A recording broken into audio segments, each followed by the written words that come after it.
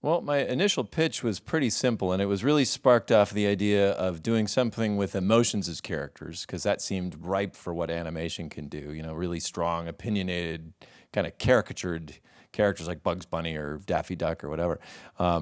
Coupled with watching my daughter grow up, and she had gone from being a really rambunctious little goofy kid to being a little more quiet and in her as an 11-year-old, and me kind of mourning the passing of that and wondering what's going on in her head to change all that. And it was really not much more than that I pitched to you guys and eventually to John Lasseter. He immediately saw the potential in it. I think that's a big thing for us at Pixar. Is like, you're not pitching a fully finished project, because we all know it's going to grow in very small increments and be discovered along the way. So from then it was working with a couple other writers and evolving it to a place where it was pretty broken. Not on purpose. We were trying to make it work, but it kind of got to a middle place where it wasn't really working. That's when Meg came on and really helped us find the structure of what the thing was. What was broken about it? I mean, obviously you weren't responding to it, and you knew what you wanted to do, but you weren't getting there. But what was the major thing that was giving you trouble? One of the things that was what we do is we write, right? So Pete and we wrote a script, and we assemble a story team and an art department to start trying to visualize it. And what I noticed was we do this at Pixar. So every 3 or 4 months we do a screening of these story reels, and we can judge it as a movie and so forth. And what would happen is, every time we do that, we'd get Brad Bird and Andrew Stanton and John Lasseter in the group to kind of give notes, and they'd all say, "What a great idea." And then the second screening, what a great idea this is. And no one was saying the word movie.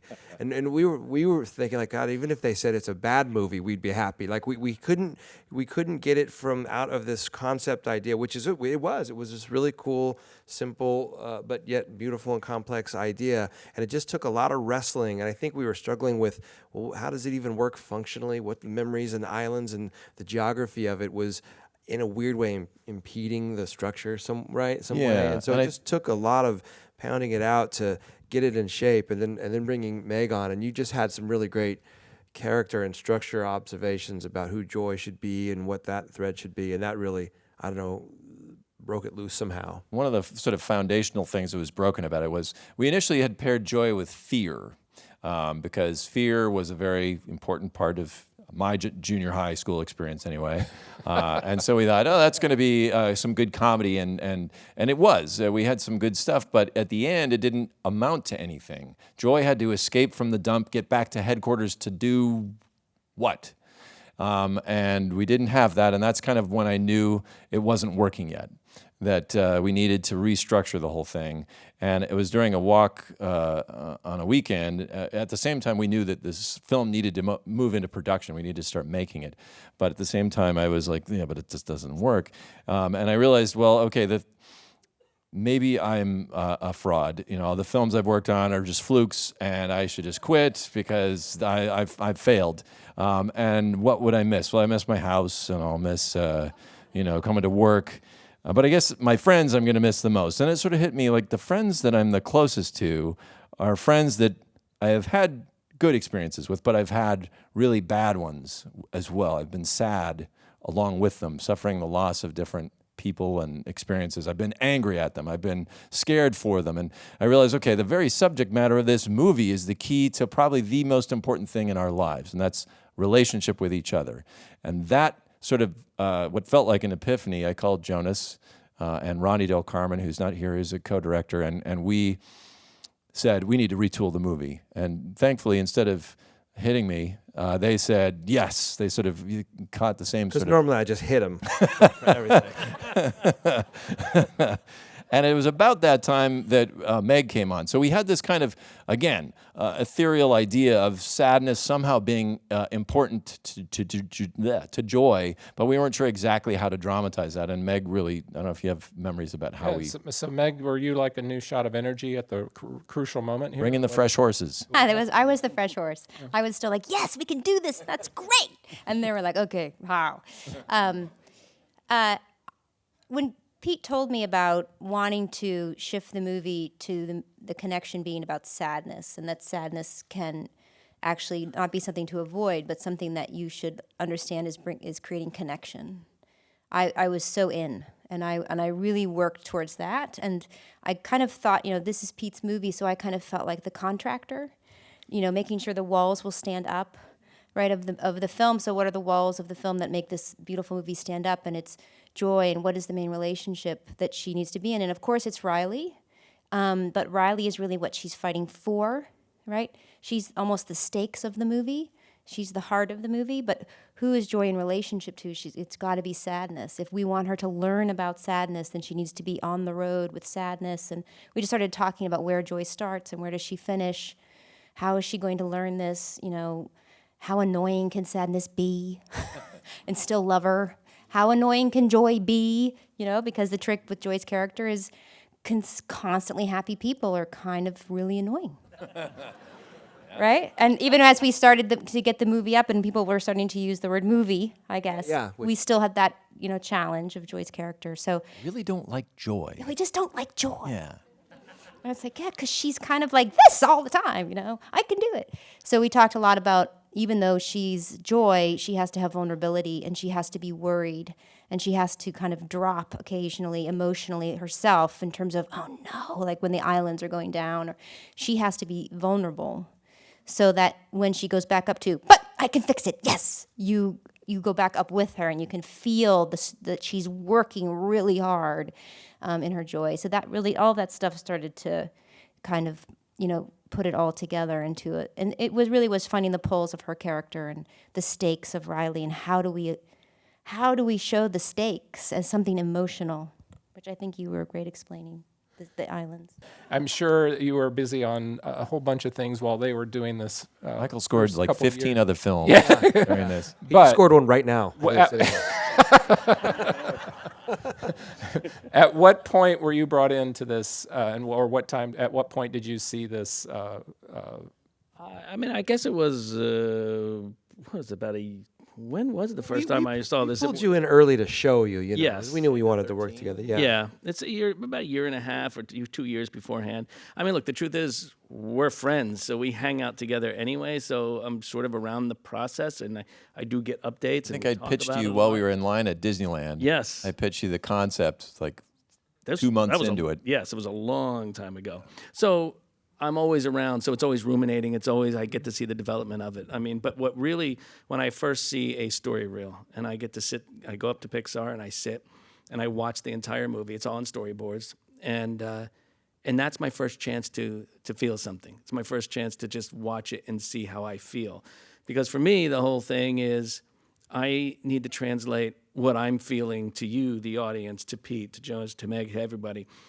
And hopefully what I'm feeling is what they want people to feel when they're watching the film. So I watched it, I cried, which I often do with Pete's work. He's a terrible, terrible man that makes me cry a lot, and I went home and I just sat with it for a few days, and then I went to the piano and I wrote what I felt, after thinking about it, and I wrote a 12-minute suite of music which encompassed all the areas of the film, and after thinking about them, how did it make me feel? And I invited him and Jonas to come down and listen to it. And we just sat in my room, and I just hit play. We sat there for 12 minutes, which was sort of torturous for me. I'm in the back just going, God, I hope that they are feeling what I was feeling, But you can then, I mean, you can take it from Jonas there. and I are sitting there, and we sort of look at each other, and it was just, he totally nailed it. I think I just ran over and gave you a hug after when it was done. I thought he was coming to hit me. No, So I was like, it was one of the great moments of the movie, to be honest, because it was a bullseye. I mean, it's almost exactly what you hear, that beginning and even over the end credits at the very end. It was just so beautiful, and somehow, to me, it just felt like, I don't know, this beautiful lullaby, but that was fun, and I don't know, it just felt exactly right. maudlin. it was an incredible gift to work on this film, especially as someone who has kids. And I have a 15-year-old daughter now. So being able to sort of think the things that you were speaking to, what is going on inside their head, being able to sort of express that in some artistic way was a real sort of therapeutic, cathartic thing for me as a parent. And I didn't realize how emotional I would get. But there were times when I was working, and I literally had to leave my office. I had to leave the room because I would just start crying, and I was just like, why am I crying? What is going on here? And I'd have to walk away and just sit with it for a while. And I was hesitant to brush it off, to not feel it, because I also knew that that's what this whole movie was about, was allowing yourself to feel this sadness, you know. And it wasn't always sadness in the way of, I mean, it's hard, you can't even explain sometimes why I was feeling that way, but things were coming out that I hadn't expected at all. Was there a part of the music that was the most troublesome for you as far as getting the right tone? Or Yes, we worked a lot on the ending. You know, I mean, we you know, you don't obviously, you know, I personally would love everyone leaving the theater crying, because if anyone's ever, you know, watched, a lot of my stuff is sad. But I think the hardest thing was the ending and getting that tone right, because you wanted to make sure that people had enough time to sit and experience that sadness and feel it, and not then just turn on a dime and start telling them jokes, you know, right away. It was so important to have that time to feel it. So that was something we struggled with quite a bit, back and forth. How do we Music address and this? picture. Yeah. You know, at the same time, we were kind of struggling with that. Yes, it's interesting though, because from my reaction to it was that it's a very subtle score, and where you deliberately, I mean, I know you're trying to make us feel things, but at the same time, Right. you can get too heavy with But that. here's So the how do thing you about find that balance? Here's the thing about music is it's a lot like consoling somebody.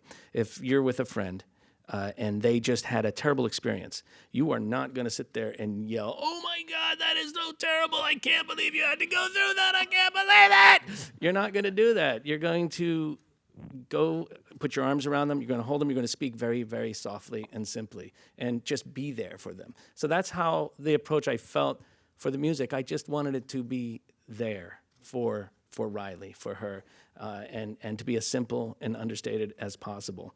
And you know, there are moments, of course, where it goes a little nuts here and there, depending, you know, on the action. But on a whole, I just wanted it to feel simple and intimate. That's amazing, because that's the theme of the movie. Yeah. I love that. Yeah. You know, just be there with them where they are. So love that.